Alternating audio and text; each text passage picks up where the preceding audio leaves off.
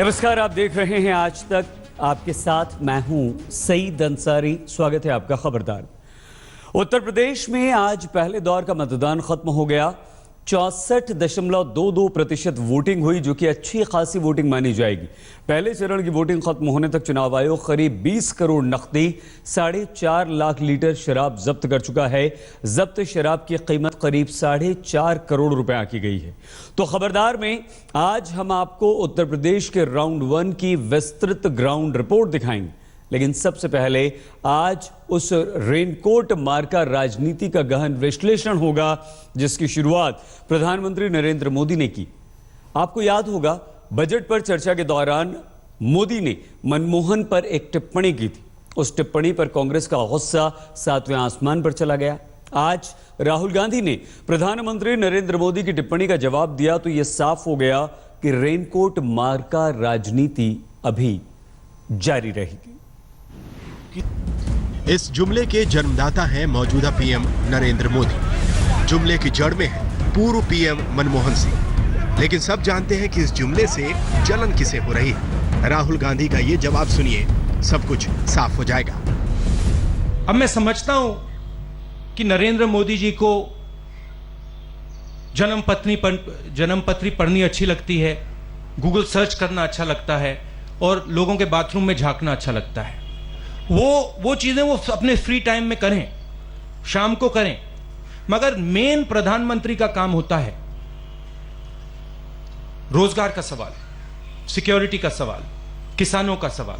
इन सब सवालों में हमारे प्रधानमंत्री जी फेल से डॉक्टर मनमोहन सिंह जी जैसा साफ सुथरे व्यक्ति के खिलाफ इस प्रकार से जो आरोप लगाया गया कि इस प्रकार से आप खड़े हुए हैं जैसे कि शावर के नीचे कोई रेनकोट पहन के खड़ा हो, ये कभी बर्दाश्त नहीं किया जा सकता। हम इसकी भर्त्सना करते हैं और हम चाहते हैं कि कल इनके भाषण के सारे प्रोसीडिंग्स हम लोग देखेंगे और उनको सदन की कार्रवाई से निकालने की मांग करेंगे। इतने घोटालों की बातें आगे बढ़ गई है। यूपी के चुनावी मैदान से जवाब दिए जा रहे हैं, जहां मनमोहन सिंह ना तो पार्टी के फेस हैं, ना ही यूपीए राज चुनावी फैक्टर है।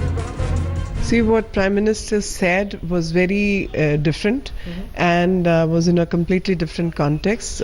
What Mr. Gandhi is saying is again bereft of ideas and even thought process. तो अब समझने वाली बात यह है कि यूपी में जिस तरह से सवाल पूछे जा रहे हैं और जवाब दिए जा रहे हैं, क्या वो रेनकोट मार्का राजनीति का विस्तार है? जरा देखिए कैसे पीएम मोदी आज अखिलेश राज पर भी रेनकोट वाले अंदाज में ही अटैक कर रहे हैं। बेशक इस बार जुमला थोड़ा अलग हटकर था।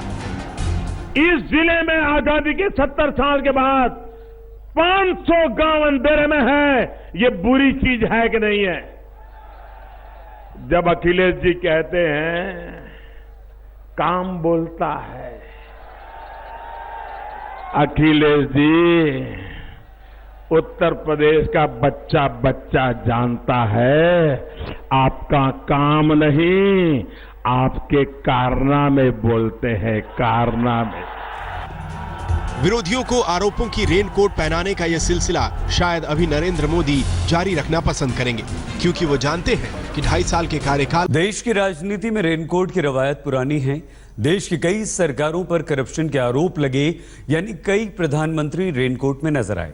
लेकिन रेनकोट की राजनीति उस अंदाज में कभी आगे नहीं बढ़ी जैसे आज बढ़ रही है। तो खबरदार में अब हम आपको फ्लैशबैक में लिए चलते हैं और ये दिखाते हैं कि रेनकोट वाला ये जुमला किस किस सरकार पर सटीक बैठता है। देखिए हमारे वरिष्ठ सहयोगी पुण्य प्रसून वाजपेयी का ये ज्ञानवर्धक विश्लेषण।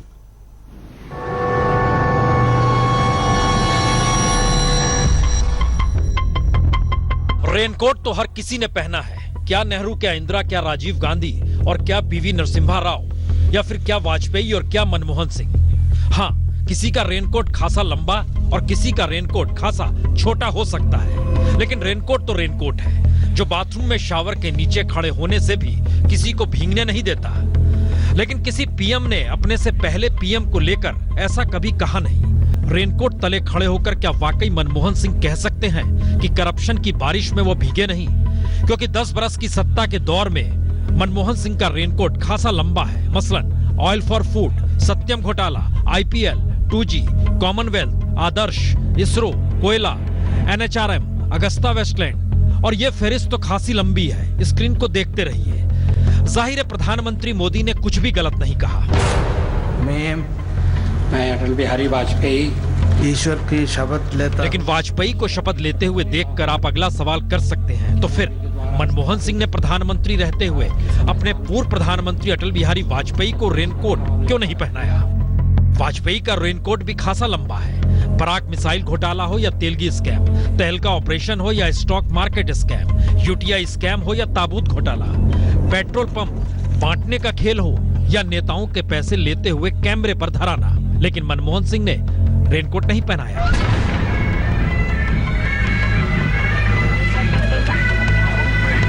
और अब पीवी नरसिम्हा राव को शपथ लेते हुए देख रहे हैं, तो फिर अगला सवाल आपके जहन में आएगा, तब अटल बिहारी वाजपेयी ने प्रधानमंत्री रहते हुए अपने पूर्व पीएम नरसिम्हा राव को रेनकोट क्यों नहीं पहनाया? जबकि पीवी की सत्ता ही झारखंड मुक्ति मोर्चा के रेनकोट को पहनकर हुई थी, और उस दौर में तो रेनकोट की लंबाई जमीन तक को छूने लगी थी, क्योंकि Harshad Mehta scam, Indian bank scam, sugar import घोटाला, लखूबाई केस, सुखराम घोटाला, यूरिया घोटाला, हवाला घोटाला, यह भी फहरिस्त खासी लंबी है। और पीएम रहते हुए वाजपेयी चाहते तो नरसिम्हा राव को रेनकोट पहना सकते थे। तो क्या रेनकोट भारत की संसदीय लोकतांत्रिक सत्ता का एक ऐसा अनूठा सच है जिसे हर किसी ने पहना? क्योंकि नेहरू के दौर में जीप स्कैंडल हो या साइकिल स्कैम, मुंद्रा स्कैम हो या तेजा लोन स्कैम या प्रताप सिंह कैरो स्कैंडल, और इंदिरा गांधी के रेनकोट को कोई कैसे भूल सकता है? खासकर मारुति विवाद और अंतुले करप्शन, या फिर इंडियन ऑयल स्कैम या चुरहट लॉटरी स्कैम। यूं तो इंदिरा के करप्शन के खिलाफ ही जेपी ने देश भर में आंदोलन छेड़ा, और तब संघ परिवार भी जेपी के साथ खड़ा हुआ था, लेकिन रेनकोट तब भी किसी ने इंदिरा को नहीं पहनाया। और याद कीजिए, राजीव गांधी के रेनकोट को बफोर्स और सेंट किट्स तले कैसे वीपी सिंह ने घसीटा। यूं तब सबमरीन और एयर इंडिया घोटाला भी था। रेनकोट तो नहीं, लेकिन घोटालों का जिक्र कर वीपी सत्ता में भी आ गए, लेकिन वह भी ना तो राजीव गांधी के रेनकोट को उतार पाए और ना ही खुद रेनकोट पहनने से बच पाए। 20 करोड़ के एयरवेज घोटाले का रेनकोट वीपी सिंह ने भी पहना, लेकिन कहां किसी ने कब कहा? तो क्या रेनकोट का सिलसिला अब शुरू हो चला है और मान लिया जाए कि पीएम ही नहीं, सीएम भी इसके दायरे में आएंगे, क्योंकि रेनकोट तो हर सीएम ने पहना है। नरेंद्र मोदी ने टिप्पणी तो मनमोहन सरकार पर की, लेकिन रेनकोट में तो बीजेपी के मुख्यमंत्री भी नजर आते रहे हैं। खबरदार में अब हम आपको रेनकोट की राजनीति का प्रादेशिक संस्करण आइए दिखाते हैं, जिससे आप ये समझ पाएंगे कि ये एक दौर या एक ही दल का मुद्दा नहीं है। तो रेनकोट तो कमोवेश हर सीएम ने ही पहना है, लेकिन कहे कौन? क्या खुद प्रधानमंत्री बीजेपी के सीएम वसुंधरा राजे या शिवराज सिंह चौहान या रमन सिंह को कह पाएंगे कि आपने भी तो रेनकोट पहन रखा है? और कांग्रेस के ही सीएम हरीश रावत हो या सिद्धारमैया या वीरभद्र सिंह, उन्हें कौन कहेगा रेनकोट आपने भी पहना है? और फिर यूपी में चुनाव हो रहे हैं तो अखिलेश यादव ने रेनकोट पहना है, इसका जिक्र अब कौन करेगा? और पंजाब में प्रकाश सिंह बादल को रेनकोट पहनाने में प्रधानमंत्री ने क्या चूक कर दी? क्योंकि ये सवाल इसलिए क्योंकि बीजेपी के तीनों सीएम राजस्थान, मध्य प्रदेश और छत्तीसगढ़, जरा इनके रेनकोट का माप भी देख लीजिए। वसुंधरा बेदाग है, लेकिन ललित मोदी स्कैंडल, 45,000 करोड़ का खादान आवंटन, अरावली की पहाड़ियों में अवैध खनन, हाउसिंग बोर्ड का घपला और गहलोत के दौर से चला आ रहा एसपीएमएल इंफ्रा लिमिटेड को लाभ देने का सिलसिला थमा नहीं, और कांग्रेस एक के बाद एक आरोप मढ़ भी रही है। तो रेनकोट पहनाए कौन? और शिवराज सिंह चौहान तिकड़ी बना चुके हैं जीत की। मध्य प्रदेश के सीएम है, लेकिन बेदाग है, जबकि उनके दौर में व्यापक घोटाले ने हर परीक्षा और रोजगार को कटघरे में खड़ा कर दिया। और उनके दौर में मामले तो उठते ही रहे, चाहे वो गेहूं डंप करने का स्कैम हो, स्कॉलरशिप स्कैम हो, डंपर केस हो, या फिर आईएएस अरविंद जोशी और टीनू जोशी की संपत्ति का मामला हो। लेकिन रेनकोट पहनाए कौन? और इसी तर्ज पर छत्तीसगढ़ के सीएम रमन सिंह भी बेदाग है, चाहे सीएजी ने वीवीआईपी चौपर अगस्ता वेस्टलैंड को लेकर सवाल खड़े कर दिए हो, या 36,000 करोड़ का पीडीएस स्कैम हो, या फिर नमक या सैनिटेशन स्कैम हो, या फिर ज्यादा राशन कार्ड बनाने का घपला हो। लेकिन रेनकोट पहनाए कौन? तो क्या प्रधानमंत्री मोदी बीजेपी के सीएम को रेनकोट पहना पाएंगे, या फिर अब सियासत रेनकोट तले कुछ इस तरह आएगी कि चुनाव प्रचार में उत्तराखंड के सीएम हरीश रावत या और यूपी के सीएम अखिलेश यादव दोनों रेनकोट पहने हुए दिखाई देंगे? क्योंकि दोनों को रेनकोट पहनाने की होड़ तो मच जाएगी। रावत बेदाग है, ये कहते जरूर है, मगर उनके दौर में बाढ़ राहत में घपला हो गया, शराब घपला हो गया, जमीन घोटाला हो गया और स्टिंग कराने तक में घपला हो गया और पावर कॉर्पोरेशन तक का स्कैम भी हो गया। यानी आरोपों की फेरिस्त से रावत कैसे बचेंगे और रेनकोट का जिक्र होगा क्यों नहीं। और वहीं दूसरी तरफ यूपी में अखिलेश यादव खुद को चाहे बेदाग बताते हो, लेकिन रेनकोट के आरोप तो अखिलेश पर भी हैं। मसलन कुंभ मेले में घपला, जमीन कब्जा, बालू खनन और फिर अपने ही मंत्री को करप्ट बताकर अखिलेश ने कैसे बाहर का रास्ता दिखा दिया। लेकिन फिर वही सवाल, बाथरूम में शावर के नीचे रेनकोट पहनकर आप खड़े हैं तो कैसे आपको कह दिया जाए कि आप बेदाग हैं। और रेनकोट की फेरिस्त में तो कमोवेश हर राज्य के सीएम का चेहरा ही दिखाई देता है, क्योंकि चारा में फंसे लालू यादव को छोड़ दे तो कोई सीएम बचेगा नहीं। क्योंकि बीते 5 बरस का हाल देख लीजिए, राज्यों के घोटाले घपले की रकम 90 लाख करोड़ से ज्यादा की है। यानी सियासी हमाम कर खामोश हुआ जाए या रेनकोट तले हर किसी को खड़ा मानकर समूची संसदीय राजनीति को ही अब दागदार करार दिया जाए। आपने रेनकोट पर मोदी और राहुल गांधी का कड़ा मुकाबला देखा। खबरदार में अब हम आपको मोदी और राहुल की वो 1-to-1 फाइट दिखाते हैं जिससे आप ये समझ पाएंगे कि 2019 में दोनों के बीच किस किस्म की जुबानी जंग होने वाली है। कांग्रेस के एक ऐसे नेता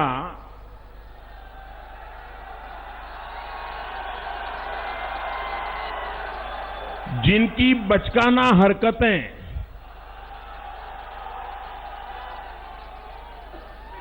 अगर आप कंप्यूटर पर जाएं और गूगल में देखें, शायद किसी राजनेता पर इतने चुटकुले नहीं होंगे जिनके कांग्रेस के नेता पर है। उनका बोलचाल का ढंग, ये सब, और वो ऐसी ऐसी हरकतें करते थे कि कांग्रेस के भी वरिष्ठ नेता उनसे 10 फुट दूर रहना पसंद करते थे। अब मैं समझता हूं कि नरेंद्र मोदी जी को जन्मपत्री पढ़नी अच्छी लगती है, गूगल सर्च करना अच्छा लगता है और लोगों के बाथरूम में झांकना अच्छा लगता है। वो चीजें वो अपने फ्री टाइम में करें, शाम को करें, मगर मेन प्रधानमंत्री का काम होता है रोजगार का सवाल, सिक्योरिटी का सवाल, किसानों का सवाल। इन सब सवालों में हमारे प्रधानमंत्री जी फेल। ऐसा है, मोदी वैसा है। मोदी ये बोला, मोदी वो बोला, मोदी ने ये किया, मोदी ने वो किया। अरे भाई, चुनाव उत्तर प्रदेश का है, 5 साल आपने काम क्या किया, जरा इसका तो हिसाब दो। मोदी ने क्या किया वो जनता मोदी को जानती है। जनता 2019 में तय करेगी। उत्तर प्रदेश में कांग्रेस और समाजवादी पार्टी की सरकार आने वाली है। इस रिजल्ट से प्रधानमंत्री को जबरदस्त झटका पड़ेगा, उनकी क्रेडिबिलिटी पे बहुत बड़ा सवाल उठेगा। इसलिए वो घबरा रहे हैं और इसीलिए वो ये चीजें कह रहे हैं। जो भी कांग्रेस पार्टी के बारे में वो निकालना चाहते हैं, निकालिए। मेरठ के सरधना विधानसभा क्षेत्र में आज वोटिंग खत्म होने से ठीक पहले समाजवादी पार्टी और बीजेपी के कार्यकर्ता आपस में भिड़ गए। ऐसा बताया जा रहा है कि बवाल उस वक्त शुरू हुआ जब बीजेपी के प्रत्याशी संगीत सोम के खिलाफ समाजवादी पार्टी प्रत्याशी अतुल प्रधान के समर्थकों ने नारेबाजी शुरू कर दी। नाराज बीजेपी कार्यकर्ताओं ने उस कार्यकर्ता को थप्पड़ जड़ दिया और इसके बाद दोनों तरफ से हाथापाई हो गई और देखते ही देखते उग्र समर्थक तोड़फोड़ करने लगे। पुलिस ने तुरंत मोर्चा संभाला, भीड़ ने पुलिस पर भी पथराव कर दिया और अंततः पुलिसकर्मियों को 5 राउंड फायरिंग करनी पड़ी। बिगड़ती स्थिति के बाद भारी तादाद में पुलिस बल सरधना में तैनात कर दिया गया।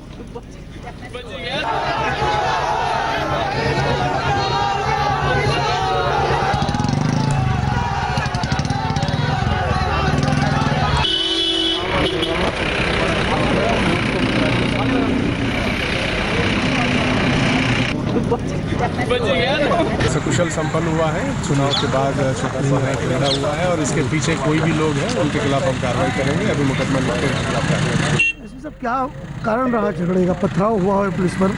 अब देखिए, झगड़े की क्या वास्तविक कारण रहा उसके जांच में ही पता चल जाएगा। जो भी हुआ उसके खिलाफ हम कार्रवाई करेंगे। खबरदार में अब हम आपको उत्तर प्रदेश में पहले चरण का विस्तृत विवरण देंगे। ग्राउंड रिपोर्ट आइए दिखाते हैं। ये ग्राउंड रिपोर्ट हमारे 73 संवाददाताओं के इनपुट पर आधारित। इस रिपोर्ट को देखने के बाद आप ये समझ पाएंगे कि उत्तर प्रदेश में किस हद तक कांटे की टक्कर है।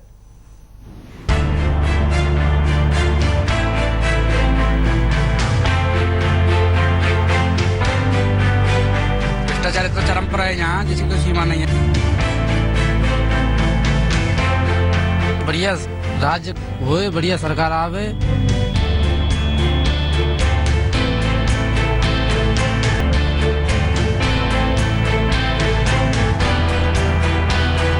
उत्तर प्रदेश का राउंड 1 मतदाताओं के नाम रहा। जीत हार की पहेली तो बाद में सुलझेगी, लेकिन इन तस्वीरों से यह साफ हो गया कि हिंदुस्तान का लोकतंत्र लगातार मजबूत हो रहा है। हम इस वक्त नोएडा में मौजूद हैं और मतदान केंद्र के बाहर ये पोस्टर अपनी पूरी कहानी बयां करता है। चुनाव आयोग की तरफ से ये पोस्टर लगाया गया है। सारे काम छोड़ दो, सबसे पहले वोट दो, और सबसे पहले लोग वोट देने के लिए पहुंच भी गए हैं। आमतौर पर ये माना जाता है कि महिलाएं वोट देने कम निकलती है, लेकिन इस वक्त जो गाजियाबाद के साहिबाबाद विधानसभा क्षेत्र में लगातार दिखने में आ रहा है कि महिलाएं बड़ी संख्या में आ रही है वोट डालने के लिए। आपने सबसे पहला काम वोट डालने का किया। यूपी के चुनावी पिच पर आज मतदाताओं ने खुलकर अपनी पारी खेली। कहीं बहू सास को गोद में उठाए चल रही थी, कहीं बेटा बुजुर्ग माँ का सहारा बनकर पर लाता दिख रहा था, तो कहीं घर की देहरी लांघ कर चतुर मुस्लिम महिलाएं वोट डालती दिख रही थी। हम खड़े धौलाना विधानसभा में पिपलेड़ा पोलिंग बूथ पर, और यहाँ पर बड़ी संख्या में मतदाता आए हैं वोट करने के लिए। मुस्लिम मतदाता बहुत ज्यादा संख्या में है यहाँ पर इस विधानसभा क्षेत्र में, और मुस्लिम महिलाओं में खासतौर पर काफी उत्साह देखने को मिल रहा है। अब वो कहने दे रहे वोट कि किसको जिसको कहेंगे उसको वोट दोगे? नहीं, अपनी मर्जी से। आप क्या इश्यू है आप लोगों के लिए? आज तक ने यूपी के राउंड 1 की सबसे विस्तृत कवरेज आज पूरे दिन आपको दिखाई। हमारे 73 रिपोर्टर 73 सीट पर पल पल की अपडेट आप तक पहुंचाते रहे। हमने चुनाव के कई रंग आपको दिखाए। ज्यादातर इलाकों में मतदाताओं की लंबी कतार दिखी, लेकिन नोएडा में अलग ही नजारा दिखा। मैं नोएडा के इलाके में हूँ और आपके पीछे दिखा सकते हो एक लंबी कतार है, और काफी लंबी ये कतार आपको नजर आ रही है। और आप सोच रहे हैं अगर ये पोलिंग बूथ है तो शायद पोलिंग बूथ में इतनी लंबी लाइन या कतार आपको नजर नहीं आएगी, लेकिन ये शनि मंदिर है। पर जहां तक हमने देखा है नोएडा के कई इलाकों में जो सीनियर सिटीजन हैं, जो बड़े हैं उम्र में, बुजुर्ग हैं, वो लंबी कतारें लगा रहे हैं, वो अपना वोट डाल रहे हैं। लेकिन जितनी भीड़ हमने यहाँ देखी है शनि मंदिर के बाहर, शायद इतनी मंदिर जैसे जो वोटिंग है उसकी लाइन में इतने लोग नहीं लग रहे हैं। हमारी टीम अखलाक के गांव भी गई, जहां आज भी अखलाक चुनावी मुद्दे के तौर पर जिंदा है। अखलाक के गांव की एक ग्राउंड रिपोर्ट आपको ये समझने में मदद करेगी कि यूपी का चुनाव किन मुद्दों पर लड़ा जा रहा है। हम खड़े हैं पिसेड़ा गांव में। दादरी में काफ़ी मशहूर हुआ था ये गांव, जो यहाँ पर प्रकरण हुआ था, अखलाक प्रकरण, उसकी वजह से, और उसके बाद से खबरों में रहता है बराबर। ये खबर आ रही थी कि लोग वोट डालने नहीं दे यहाँ पर आएंगे, बहिष्कार करेंगे, लेकिन सबको नकारते हुए आप देख सकते हैं बड़ी संख्या में लोग निकले हैं वोट डालने के लिए। और हमारे साथ यहाँ पर ये 2 मतदाता हैं, दोनों के साथ जो है दिक्कत, हैंडीकैप हैं ये लोग, और लेकिन एक जज्बा ऐसा कि वोट डालने का कि वो लोग सुबह ही सुबह निकल आए वोट डालने। दोनों वोट डाल के आ रहे हैं। क्या वोट डाल दिया आपने भी? हाँ। अच्छा, सुबह सुबह निकल आए वोट डालने के लिए? जी। क्या करते हैं, जाना है वापसी दिल्ली में। अच्छा, वहाँ ड्यूटी करता हूँ मैं। अच्छा। हाँ, तो इसलिए मैं वोट डाल के जा रहा हूँ। राउंड 1 के बीच में ही आज अखिलेश और राहुल गांधी का साझा घोषणा पत्र भी सामने आया। अखिलेश राहुल का वाराणसी में साझा रोड शो का प्लान बर्बाद नहीं चढ़ पाया। उन्हें आज वाराणसी में होना था, इसकी जगह दोनों लखनऊ में नजर आए। कई बार लोग मन की बात करते हैं, लेकिन काम की बात नहीं करते।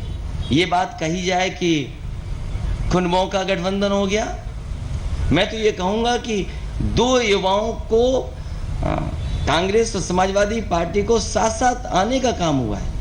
ये कुनबों का गठबंधन तो उन्हें लग सकता है, लेकिन 2 युवाओं का गठबंधन है। प्रदेश और देश के युवाओं को जोड़ने में कामयाब होना, तो मैं समझता हूँ ये अच्छी बात होगी। नोएडा से कमलजीत संधू, मुजफ्फरनगर में अहमद अजीम के साथ आज तक ब्यूरो। स्वागत है एक बार फिर से आपका खबरदार में। और अब खबरदार में एक ऐसी खबर जो हमारे दुश्मनों को खबरदार करने वाली है। भारतीय वैज्ञानिकों ने मिसाइल तकनीक में एक ऐसी कामयाबी हासिल की है जो पूरी दुनिया को हैरान कर रही होगी और हमारे पड़ोसी देशों को परेशान। भारत ने ऐसी इंटरसेप्टर मिसाइल का सफल परीक्षण किया है जो दुश्मनों की मिसाइलों को टारगेट तक पहुंचने से पहले ही हवा में ही तबाह कर देती है।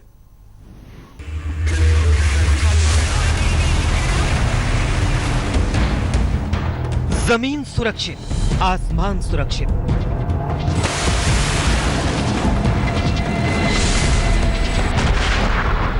हवा में ही नष्ट होंगे दुश्मन के हथियार।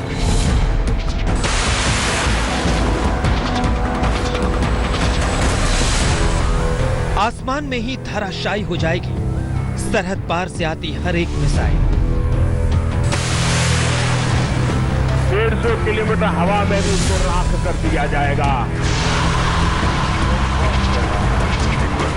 भारत की ताकत पर दुनिया को शायद ही कभी शक रहा होगा, लेकिन अब वो दिन दूर नहीं जब दुनिया हमारी ताकत का लोहा मानेगी।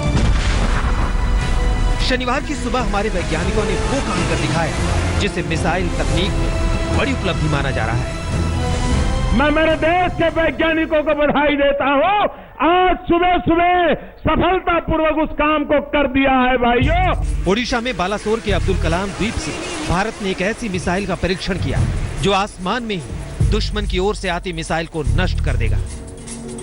डीआरडीओ के वैज्ञानिकों ने टेस्ट मिसाइल को जमीन से करीब 100 किलोमीटर ऊपर आसमान में प्रक्षेपित किया, जिसने टेस्ट के तौर पर इस्तेमाल की जा रही दुश्मन मिसाइल को हवा में ही तबाह कर दिया। इस तरह की मिसाइलों को बैलिस्टिक इंटरसेप्टर मिसाइल कहा जाता है, जिसे पृथ्वी डिफेंस व्हीकल यानी पीडीवी मिशन के तहत तैयार किया जा रहा है। अगर कोई मिसाइल आती है दुश्मन की, तो हमारे वैज्ञानिकों ने एक ऐसी मिसाइल बनाई कि 150 किलोमीटर हवा में भी उसको राख कर दिया जाएगा। और सफलतापूर्वक मैं मेरे देश के वैज्ञानिकों को बधाई देता हूं। आज सुबह सुबह सफलतापूर्वक उस काम को कर दिया है भाइयों। और दुनिया में सिर्फ 4-5 देश ही ऐसे हैं जिनके पास ये ताकत है। भारतीय वैज्ञानिकों की इस बड़ी कामयाबी के बाद तय मानिए कि आस पड़ोस के देशों की नींद उड़ गई होगी, क्योंकि इंटरसेप्टर मिसाइलें दुश्मन की उन मिसाइलों को तबाह कर सकती हैं जो 2000 किलोमीटर से ज्यादा की दूरी तक का टारगेट लेकर दागी जाती है। इंटरसेप्टर मिसाइलें ऑटोमेटेड ऑपरेशन, रडार रहित और ट्रैकिंग सिस्टम तकनीक से लैस है, जो कंप्यूटर नेटवर्क की मदद से डेटा की गणना कर बैलिस्टिक मिसाइल हमले का पता लगाकर उस पर हमला करती है। इंटरसेप्टर मिसाइल के सफल परीक्षण से एक बात साफ है कि अब भारत के आसमान में परिंदा भी पर नहीं मार पाएगा। जी हां, वो दिन दूर नहीं जब ये मिसाइलें देश की बैलिस्टिक मिसाइल डिफेंस सिस्टम का हिस्सा बन जाएंगी। बैलिस्टिक मिसाइल डिफेंस सिस्टम यानी बीएमडी सिस्टम का पहला फेज जल्द ही पूरा हो जाएगा। 5 में से 3 परीक्षण हो चुके हैं। 2 साल बाद पहले चरण की मिसाइलें तैनात कर दी जाएंगी, जो करीब 2500 किलोमीटर की दूरी से आती मिसाइलों को ट्रैक कर तबाह कर देंगी। दूसरे चरण में एंटी बैलिस्टिक मिसाइल सिस्टम पर काम जारी है, जो 5000 किलोमीटर की दूरी से आती मिसाइल को भी नष्ट कर पाएगा। बैलिस्टिक मिसाइल एक मिसाइल होता है जो सीधा या ऊपर जाता है और एटमॉस्फेयर के बाहर जाके घूम के अपने आप ही ट्रेजेक्टरी के साथ नीचे जाता है, और जहां उसको गिरना है वो जीपीएस और इनर्शियल नेविगेशन सिस्टम बिल्कुल उसी जगह उसको गाइड करके ले जाता है। इंटरसेप्टर मिसाइल का सफल परीक्षण भारत के दुश्मनों के लिए बड़ा झटका है। पड़ोसी मुल्क भारत को तबाह करने के लिए तरह तरह की मिसाइलें विकसित करने में जुटे हैं, लेकिन भारत के वैज्ञानिकों ने उन सब की काट ढूंढ ली है। आज के परीक्षण के दौरान डीआरडीओ की पीडीवी मिसाइल का हमला इतना अचूक था कि आसमान में आने से पहले ही दुश्मन की मिसाइल को उसके सेंटर में हिट करके नष्ट कर दिया गया। आने वाले दिनों में बैलिस्टिक मिसाइल डिफेंस सिस्टम के जरिए भारत 2000 किलोमीटर की रेंज में आने वाली दुश्मन की किसी भी मिसाइल को मार गिरा सकेगा। मंजित नेगी, दिल्ली, आज तक। इंटरसेप्टर बैलिस्टिक मिसाइल भारत के बैलिस्टिक मिसाइल डिफेंस सिस्टम का एक हिस्सा है, जिसे 2 चरणों में पूरा किया जाना है। जानकार मानते हैं कि पूरी तरह विकसित होने के बाद यह मिसाइल डिफेंस सिस्टम में भारत को अमेरिका, रूस और इजराइल की कतार मिलाकर खड़ा कर देगी। मतलब यह हुआ कि चीन और पाकिस्तान का परेशान होना लाजमी है।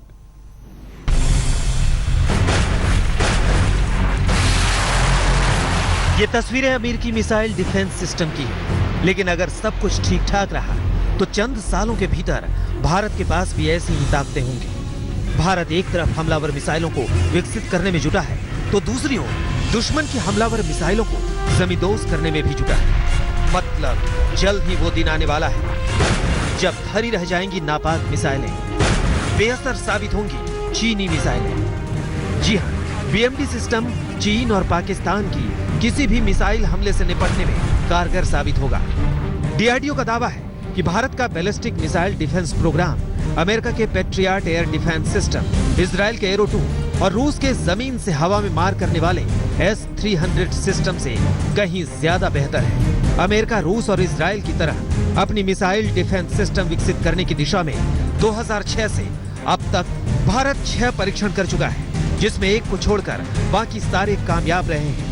2012 से शुरू होकर 2018 तक पूरी तरह आकार लेने वाला भारत का मिसाइल डिफेंस सिस्टम 2 स्तरों पर काम करेगा। Programme air defence development vehicle दुश्मन की मिसाइल को जमीन से 30 से 80 किलोमीटर ऊपर मार गिराएगा, जबकि कोई चूक होने या जानकारी देरी से मिलने या ज्यादा करीब से दुश्मन मिसाइल दागे जाने की हालत में सक्रिय होने वाला एडवांस एयर डिफेंस जमीन के काफी करीब से लेकर 30 किलोमीटर तक की ऊंचाई पर दुश्मन मिसाइलों का काम तमाम कर देगा। वो एक स्टेज है तो वो थोड़ी दूरी पे जाएगा, 2 स्टेज है तो पहला स्टेज गिरा देता है, और जो उसके पास फ्यूल है, सॉलिड स्टेट या लिक्विड स्टेट फ्यूल, एक और बूस्टर के साथ और भी ऊपर जाता है, और फिर तो इसीलिए उसको कहते हैं बैलिस्टिक मिसाइल। बहुत ऊपर जाके लंबा जा सकता है, बहुत कम जाके कम दूरी पे जा सकता है। वैज्ञानिकों की माने तो मिसाइल डिफेंस सिस्टम में सबसे बड़ी समस्या हमलावर मिसाइल छोड़े जाने का सही समय पर पता लगा लेने और सटीक ढंग से उसका रास्ता जान लेने की। इसमें उपग्रह के अलावा हवाई और जमीनी रडारों का 24 घंटे सक्रिय सिस्टम और सूचनाओं का विश्लेषण करने के लिए ताकतवर कंप्यूटर काफी अहमियत रखते हैं। भारत की महारत इनमें से कुछ क्षेत्रों में पहले से रही है, लेकिन जमीनी रडारों के मामले में इजराइल के साथ सहयोग हमारे मिसाइल डिफेंस सिस्टम के लिए काफी अहम साबित हुई। हमें लड़ाई नहीं चाहिए, ये डेटरेंस होता है कि कोई भी हमारे देश के ऊपर गलती निगाह से नहीं कुछ करे। हमारी जो देश काफी दूरी तक है, उनको पता है कि अब भारत के पास ये लंबे रेंज और छोटे रेंज के मिसाइल है। 5000 किलोमीटर तक की रेंज वाली मिसाइलों को जमीन से कुछ ज्यादा ऊंचाई पर मारने में भारत पहले ही कामयाबी हासिल कर चुका है। कम ऊंचाई और कम रेंज वाली मिसाइलें प्रतिरक्षा के लिए ज्यादा बड़ी चुनौती होती है, क्योंकि उनके बारे में सूचना जुटाने के लिए समय बहुत कम मिलता है। लेकिन ओडिशा में हुए परीक्षण में वैज्ञानिकों ने इस चुनौती का सामना कर लिया है। मंजीत नेगी के साथ आज तक ब्यूरो।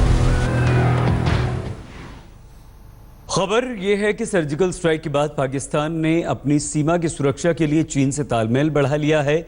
चीन और पाकिस्तान काफी तेजी से अपनी मिसाइलें भी बना रहे हैं, लेकिन दुनिया भारत के दम को बहुत अच्छी तरह से जानती है।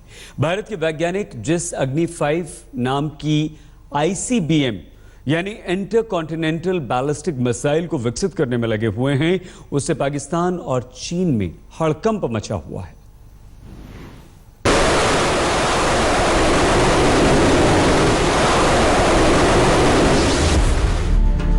एक प्रहार में मिट जाएगा इस्लामाबाद, एक बार में तबाह हो जाएगा बीजिंग, बटन दबाते ही बर्बाद हो जाएगा बगदाद। पाकिस्तान छोड़िए, पूरा एशिया, अफ्रीका और आधा यूरोप अग्नि 5 के दायरे में है। मिसाइल तकनीक की दुनिया में आज हिंदुस्तान की ताकत अगर दुनिया मानती है तो उसकी सबसे बड़ी वजह है अग्नि 5। सतह से सतह पर मार करने वाली ये मिसाइल 20 मिनट के अंदर आधी दुनिया पर परमाणु हमला कर सकती है। भारत आज दुनिया के 5 ऐसे देशों में शामिल है जिनके पास इस प्रकार की क्षमता है, और यही नहीं, हम इस न्यूक्लियर वेपन को अलग अलग किस्म के प्लेटफॉर्म से डिलीवर करने की भी क्षमता रखते हैं, जिसे हम कहते हैं मल्टी लेवल स्ट्रेटेजिक डेटरेंस। हम इसको हवाई जहाज से भी गिरा सकते हैं, हम इसको मिसाइल्स के द्वारा भी ले जा सकते हैं, हम इनको पानी की सतह से नीचे से भी छोड़ सकते हैं। हमारे पास न्यूक्लियर पावर्ड सबमरीन है जो कि इस किस्म के मिसाइल से लैस हो सकती हैं। तो इस कारण अग्नि 5 अपने आप में इतने न सिर्फ एक स्ट्रेटेजिक क्षमता दी है, इसके अतिरिक्त इसने हमें ऐसी बहुत सी टेक्नोलॉजिकल प्रोग्रेस में भी मदद किया है। इस अग्नि 5 को डेवलप करने में हमें दुनिया के कई देशों का टेक्नोलॉजिकली मुकाबला करना पड़ा।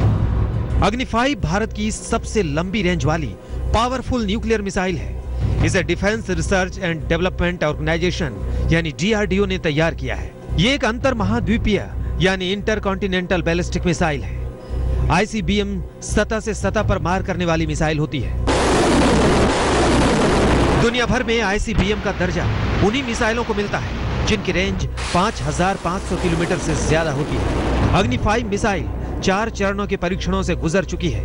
अंतिम सफल परीक्षण के बाद इस मिसाइल का स्पेशल फोर्सेस कमांड यानी FFC में शामिल करने का रास्ता साफ हो गया है। इस कामयाबी के बाद रूस, अमेरिका, चीन और फ्रांस के बाद भारत ICBM बनाने वाला दुनिया का 5वां देश बन गया है। चलिए अब आपको बताते हैं कि चीन और पाकिस्तान के घबराहट की वजह क्या है। दरअसल अग्नि 5 की रेंज 5500 से लेकर 8000 किलोमीटर के बीच है। इस रेंज में चीन का सबसे उत्तरी शहर हरबिन भी आता है। वहीं पाकिस्तान को इस बात का डर सता रहा है कि अगर युद्ध हुआ तो भारत की पहुंच उसके सभी 8 राज्यों तक होगी। पाकिस्तान का ऐसा कोई शहर नहीं होगा जो इस मिसाइल की रेंज से बचेगा। अग्नि मिसाइल को लेकर पाकिस्तान इसलिए भी डरा हुआ है कि इसका निशाना गजब का है। इसकी स्पीड ध्वनि की गति से 24 गुना ज्यादा है। अग्नि 5 महज 20 मिनटों में 5000 किलोमीटर की दूरी तय कर सकती है। मंजीत नेगी के साथ आज तक ब्यूरो। स्वागत है एक बार फिर से आपका खबरदार में। आतंकवादी और नक्सली जिनके नाम से थर थर कांपते हैं वो है NSG यानी नेशनल सिक्योरिटी गार्ड यानी ब्लैक कैट कमांडोज। देश के दुश्मनों से निपटने के लिए NSG के जवान खास तैयारी करते हैं। वो दुनिया भर के विस्फोटकों पर रिसर्च करते हैं और हर तरह के बॉम्ब को डिफ्यूज करने के उपाय ढूंढते हैं। कैसे होती है NSG की तैयारी, इसे बताने के लिए NSG मुख्यालय लेकर चल रहे हैं हमारे संवाददाता जितेंद्र बहादुर सिंह।